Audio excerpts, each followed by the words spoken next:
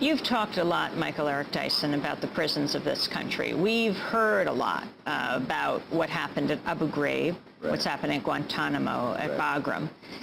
Abu Ghraib was set up by heads of departments of corrections in this country who had been thrown out of their positions for abuse here at home. Arizona, New Mexico, Utah, Connecticut. The heads of these departments, disgraced, often sued, go to Abu Ghraib and they set it up. What about this issue of what's happening here at home in the prisons of this country? Yeah, it's a very good point you raise, and that's a bit of history that a lot of people are not familiar with, except on your tremendous democracy now. But it is reprehensible that these people cast out from their own native land in regard to the prison system now create these situations of horror elsewhere, but it also shows how horrible they were on the indigenous side, on the native side. Black and Latino people disproportionately being incarcerated, over-incarcerated, poor white men and women increasingly without adequate representation. And I think that it suggests that we have an unequal and unfair justice system that continues to target vulnerable populations, and the over-incarceration of black and brown youth is ridiculous. Amnesty International did a report about 5-6 years ago saying the same offense that you little white kids are rapped on their knuckles for, don't do that again, Johnny. Black and brown kids are sent to detention and then on to jail and then on warehoused for prison. And on the backs of black and Latino people, we're building an entire industry that allows working class and lower middle class white Americans to enjoy a decent wage, unfortunately, at the expense of these people. And that's a horrible situation to be in, and we got to stop it. Speaking of that, I wanted to turn to the case of the Jena Six, the 6 African-American high school students in Louisiana who were charged with attempted murder for a schoolyard fight with a white student. The fight took place amidst mounting racial tension after a black student dared to sit under a tree in the schoolyard where only white students sat. The next day, 3 nooses were hanging from the tree. It was reported in the school colors. The first of the Jena Six, Michael Bell, was recently convicted of aggravated battery and conspiracy charges for the fight. He now faces 22 years in prison. He'll be sentenced on July 31st. This is what his father, Marcus Jones, had to say about his son's ordeal. One of the best lessons that my son could learn, that's one of the best lessons, to know what it is to be black now. You know, if this don't teach him that what it is to be black now, I don't know what will. But he's 17 now. You know, he got a lot of life, you know, ahead of him. And the day he set foot out of jail, I'm gonna tell him. I'm gonna tell him again. You know what it is to be black now. Here it is. Here it is. That's Marcus Jones speaking in Jena in Louisiana. Special thanks to Jackie Swin of Big Noise Films, who went down and we ran the piece on this.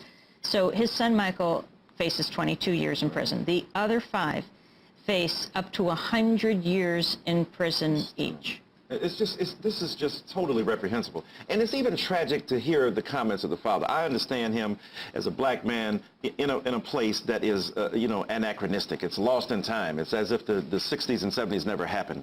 But what's tragic here is that he doesn't have to, you know, white kids learn lessons and they go on to become president of the United States. His kid learns a lesson, he goes to jail possibly for 10, 15 years and gets out and learns what it means to be black. That's tragic in its own right. But more especially, we have to say, let's keep your son from going to jail. Let's organize and be activists and raise our voices for the Jena Six, because this white tree, as they called it, where the nooses were found, the white kids got involved in a fisticuffs, and now being charged with attempted murder is an extraordinary indictment of a justice system, or an injustice system itself, that would dare consign these kids, relegate them to prison for the better part of their adult lives, or at least as they enter adulthood. And this is something, again, that we think exists in some other country. Louisiana is already in another time warp because of Hurricane Katrina. Now we see that the justice system is just as wretched and failing the people of Louisiana as indeed the federal government did when the hurricane came. What about that? I mean, you wrote the book. You were on Democracy Now! After it was published, Come Hell or High Water, Hurricane Katrina and the Color of Disaster. Yeah. Where we are today, the U.S. supposedly can't afford to really reconstruct New Orleans, and yet. And yet we're Iraq. spending, billions of dollars in Iraq. And I was in Afghanistan. I was just there recently for the Essence Music Festival and did a keynote down there and visited the Ninth Ward along with Susan Taylor. So we call her the Queen of Black America. And the tragedy of Essence Magazine, absolutely. And the tragedy is, as you know, Amy, it looks like nothing has ever been done because mostly that's true.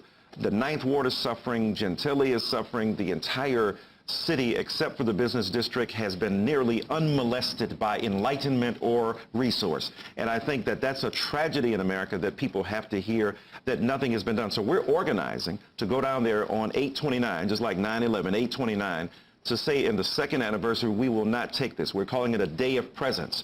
We care, and we act. We listen and we care and we act. So it's very important for us to go down to New Orleans and to write your congresspeople, to send letters and emails to flood them. If a grassroots organization can, get a horrible thing done for illegal immigration and get the Senate bill stalled by sending 1 million faxes, then those of us who are progressive and left-leaning or leftist and liberal and who are good Americans should do the same and no less when it comes to the people of New Orleans, because this is a litmus test not only for New Orleans, but what happens when many other vulnerable populations are left to their own resources without the help of the federal government. Kanye West, the president, doesn't like black people, making that statement live, national television. Doesn't care about black people. Doesn't care about black people.